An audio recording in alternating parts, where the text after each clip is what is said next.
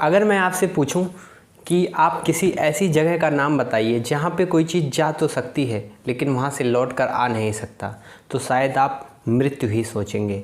लेकिन इस ब्रह्मांड में ऐसी बहुत सी जगहें हैं जहाँ पर हम सिर्फ जा सकते हैं, वहाँ से लौट कर नहीं आ सकते हैं। नमस्कार दोस्तों, मैं उत्कर्ष पांडे स्वागत करता हूँ आपके अपने YouTube channel honest talk today में।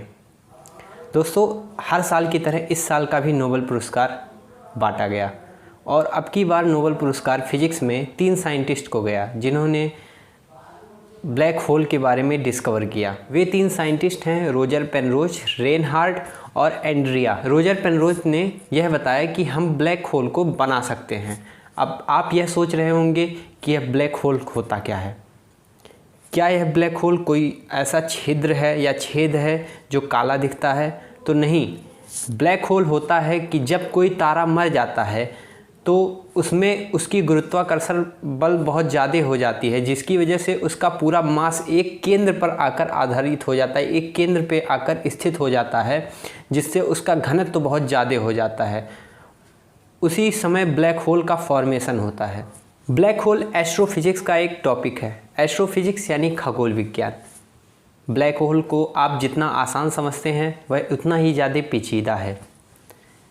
अगर आपसे कोई कहे कि क्या समय रुक सकता है तो आप कहेंगे यह तो इम्पॉसिबल है इस समय, लेकिन हाँ, समय रुक सकता है।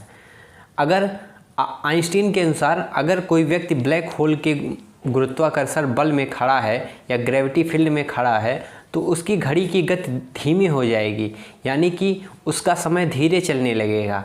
इस ब्रह्मांड में अलग अलग जगह पे समय की अलग अलग स्पीड होती है।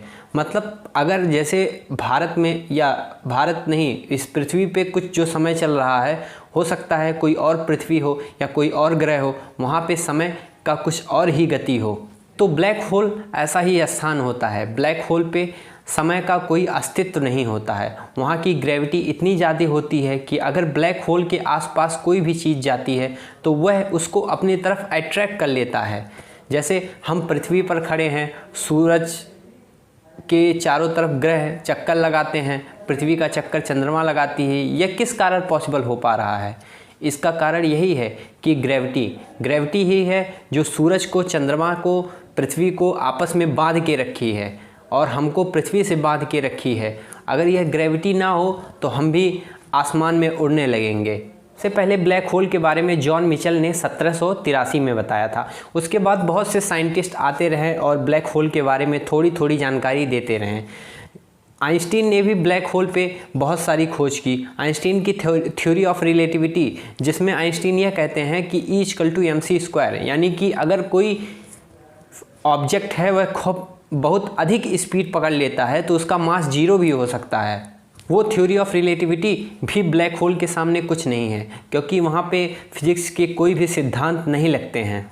अब आपको मैं एक चीज़ बताना चाह रहा हूँ कि जैसे हम किसी अगर वस्तु को या किसी चीज़ को देखते हैं तो वो कैसे देख पाते हैं। अगर लाइट किसी एक ऑब्जेक्ट से दूसरे ऑब्जेक्ट पे पड़ती है तब वही ऑब्जेक्ट दूसरे ऑब्जेक्ट को देख पाता है। जैसे कि लाइट बल्ब से निकलकर इस समय मेरे ऊपर पड़ रही है और मेरे ऊपर से रिफ्लेक्ट होकर कैमरे में जा रही है, तो इससे आप हमको देख पा रहे हैं। लेकिन ब्लैक होल के केस में क्या होता है कि वहाँ की ग्रेविटी इतना ज़्यादा होता है, ब्लैक होल की ग्रेविटी, कि वो लाइट रे को एब्जॉर्ब कर लेता है। ब्लैक होल से कोई लाइट रे भी नहीं निकल पाती है। इस वजह से ब्लैक होल काला दिखता है।